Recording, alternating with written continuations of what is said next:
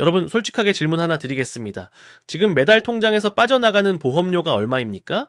30만 원입니까? 50만 원입니까? 아니면 그 이상입니까? 냉정하게 말씀드리겠습니다. 60대 이후의 보험은 젊을 때와 완전히 다른 관점에서 바라봐야 합니다. 많은 분들이 젊을 때 가입한 보험을 그대로 유지하면서 매달 수십만 원씩 보험료를 내고 계십니다. 자, 그런데 정작 그 보험이 지금 여러분에게 정말 필요한 것인지, 아니면 그저 습관처럼 돈을 흘려보내는 것인지 진지하게 생각해 보신 적이 있으십니까? 통계에 따르면 60대 평균 보험료는 남성 30만 7천 원, 여성은 무려 48만 원이 넘습니다.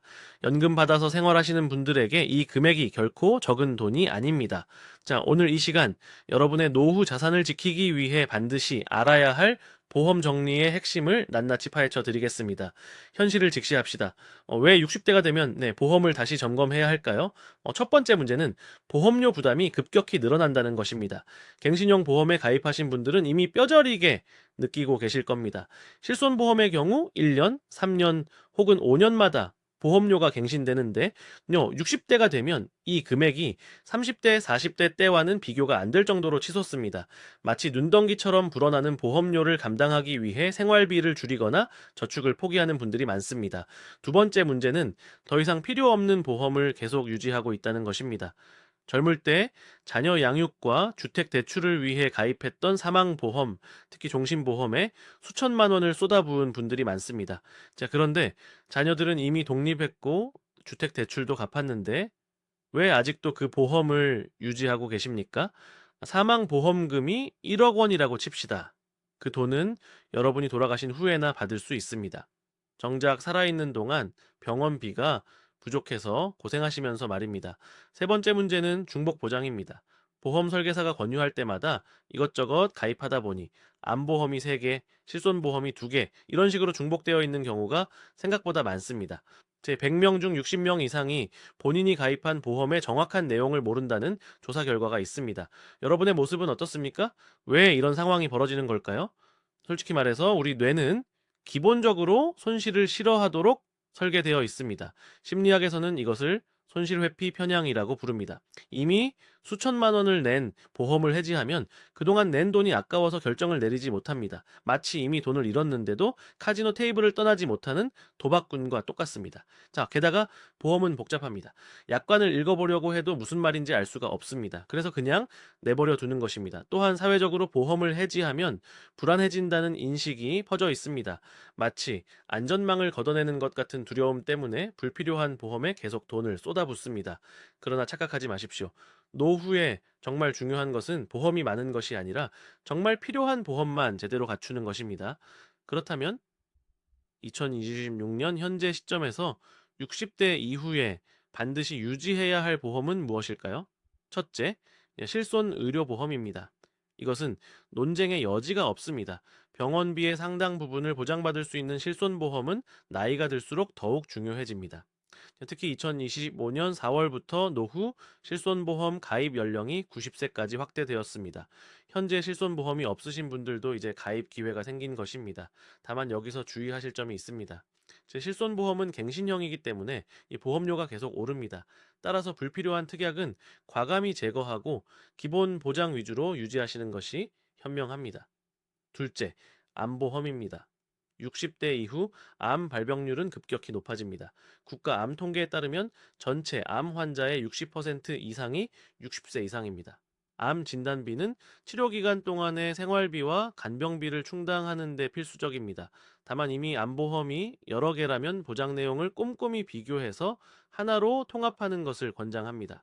셋째, 뇌혈관 및 심장질환 보험입니다. 3대 질병이라 불리는 암, 뇌혈관, 심장질환은 60대 이후 발병 위험이 가장 높은 질환들입니다. 특히 이 질환들은 치료비도 비싸지만 후유증으로 인한 장기 요양이 필요한 경우가 많습니다. 이 세 가지 보장을 하나의 종합보험으로 묶어두신 분들은 굳이 분리하실 필요가 없습니다. 반대로 60대 이후에 과감히 정리해야 할 보험은 무엇일까요? 장담컨대 많은 분들이 이 부분에서 수십만 원씩 손해를 보고 계십니다. 첫째, 종신보험입니다. 종신보험은 사망 시 유족에게 보험금을 지급하는 상품입니다. 자녀가 어리고 대출이 많을 때는 필요합니다. 그러나 자녀가 독립하고 부채를 다 갚은 상황이라면 종신보험의 필요성은 크게 줄어듭니다. 7천만 원, 8천만 원 납입한 종신보험을 그대로 유지하고 계신 분들, 그 돈을 연금으로 전환하면 살아계신 동안 매달 현금으로 받으실 수 있습니다. 2025년부터 종신보험의 사망보험금을 연금으로 전환하는 제도가 더욱 활성화되었습니다. 65세 이상 가입자는 사망보험금의 최대 90%를 생전에 연금으로 받을 수 있습니다. 죽어서 자녀에게 남기는 것보다 살아서 본인이 쓰는 것이 훨씬 현명한 선택 아니겠습니까? 둘째, 어린이 보험 또는 자녀 보험입니다.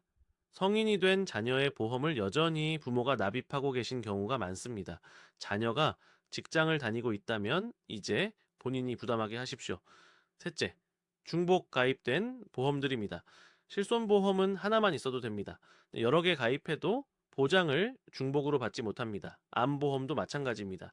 진단비 1천만 원짜리 3개보다 3천만 원짜리 하나가 관리하기도 쉽고 보험료도 적게 듭니다. 자, 이제 구체적인 행동 방법을 말씀드리겠습니다.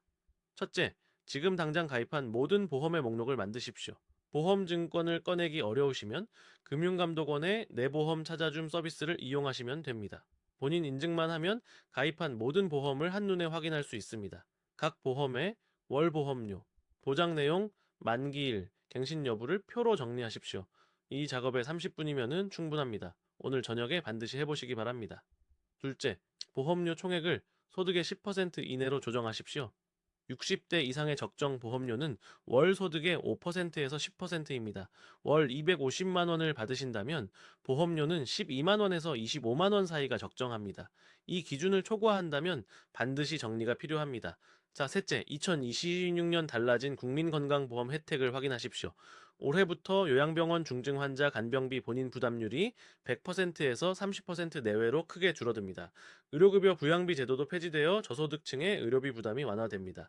희귀질환 치료제 건강보험 등재 기간도 240일에서 100일로 단축됩니다.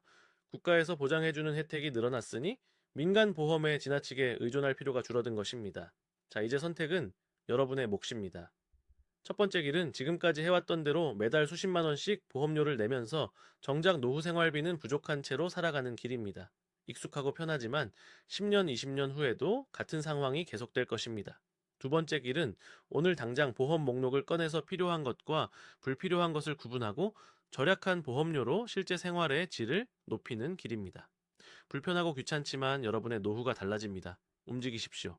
지금 당장 금융감독원 내 보험 찾아줌 사이트에 접속해서 가입 보험 목록을 확인하십시오. 1시간만 투자하면 매달 수십만 원을 아끼고 연간으로 따지면 수백만 원을 절약할 수 있습니다. 그 돈으로 손주에게 용돈도 주고 배우자와 여행도 다녀오십시오. 보험은 여러분의 노후를 지키는 도구이지 노후를 갉아먹는 짐이 되어서는 안 됩니다.